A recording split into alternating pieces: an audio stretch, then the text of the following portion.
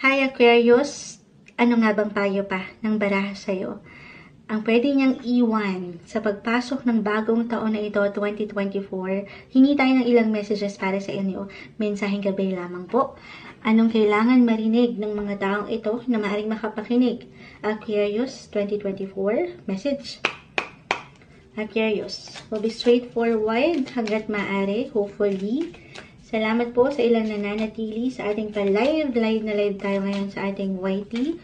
Pasensya na rin po sa ilang ingay dahil maaga-aga pa. Ayan. Aquarius, 2024. May bumagsak na at ayan, pumpol na sila. The King of Wands, the Tower, the Page of Cups. Okay, yusin natin.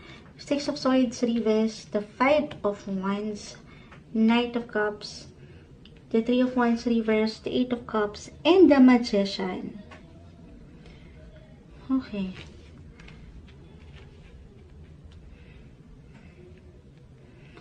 Okay.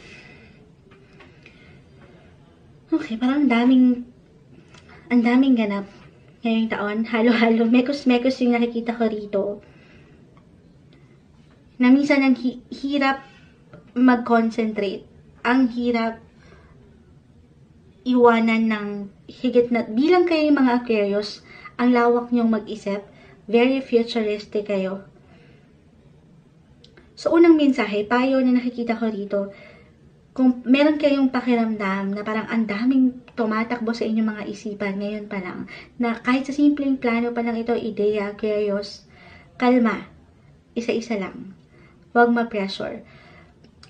Kung nanaisin, if you're into journaling, isulat nyo yung mga goal nyo na yan, na gusto nyong matanggap or ma-achieve this year, isa-isa. Para lang, higit kayong mas merong concentration.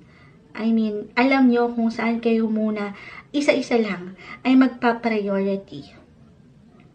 Okay? Parang ang daming kasing work, ang daming ganap, ang daming trabaho. Tahanan man, pamilya, o usaping relasyon, andito lahat ng inyong isipin. Okay. Sige, bilang na pag-usapan na natin yung tahanan, maring meron kang the tower. May ilang something unexpected sa part na yan. Hindi kailangan, hindi kailangan laliman. The Page of Cups, katabi-katabi nito, maring meron, andyan yung plano, isa sa plano, ilang pagbabago. Itong unexpected na to, for some of you, maaaring ito na rin naman yung nililook forward nyong gawin eh.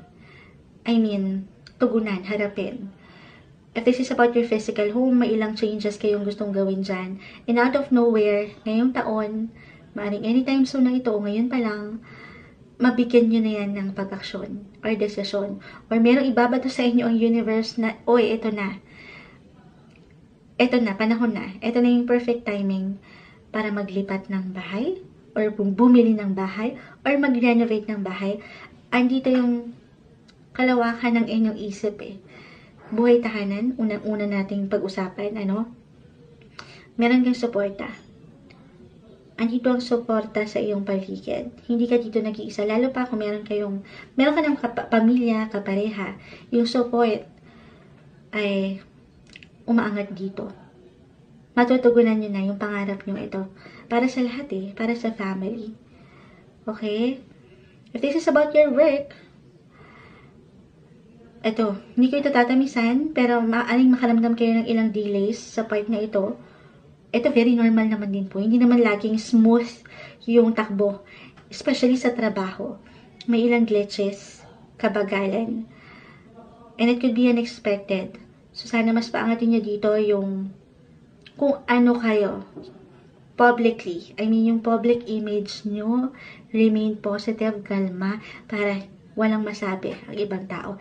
The Five of Wands kasi, meron tayong, ito hindi natin tatamisan, merong something tension, work-wise, okay, or sa ilang relationship, teammates, workmates, or even your boss, na again, normal, hindi kayo kailangan laliman, kahit sa simpleng hindi nyo pagkasabay, or pagkakaunawaan. Pero, susubok at susubok, katabing-katabi nito yung pagbangon ulit, okay? Haharap at haharap kayo. na tama naman. Gaano naman parang kakomplikado. Or talagang merong, ayan, may hugot na tensyon ang bata. Na, pasensya na po sa ilang ingay. Manlalaban pa rin. Okay? Para dito, dahil kailangan trabaho yan, di ba? Para sa pangarap nyo pa rin. Na gusto nyong matugunan sa pamilya unang-una. Okay? Yan naman ay hindi na babaliwala. Yung pagtitiis, yung syaga, yung paglaban nyo sa buhay. Merong something dyan na parating. Kahit pa, eto kaakibat nung parating na ito, ayan, nagmemekos-mekos na po si Moonshot. Medyo distracted ako sa ilang ingay. Pasensya na po. Yes, merong magandang flow ng money kasi nga, andyan kaakibat yung pagtitiis nyo, manlalaban kayo. Kaya naman parang ka-struggle na. Pero, merong papasok. Pero, ito nga, mararamdaman nyo yung maaring pagtaas rin ng ilang gastusin. Lalo pa kung mag-apply yung ilang bayarin or ilang ito na, magpapagawa kayo ng bahay or bibili kayo ng something, kahit sa simpleng pag-aayos lang ito or pagbili ng bagong kasangkapan. So, syempre pa, parte niyan ay yung paggasta. Pero, ulitin ko, lalo pa kung andito naman yung puso mo sa pagtulong at pagbibigay para sa i-improve ng pamilya, tahanan, bibigay yan sa'yo. Matatanggap mo yan, okay? Mabibigyan mo ng higit na comfort ang mga mahal sa buhay, mas magiging magical, mas magiging kompleto sa pakiramdam ang mga bagay-bagay. Para sa inyo, ngayong 2024, yan yung maaring payo pa na kailangang marinig, Aquarius.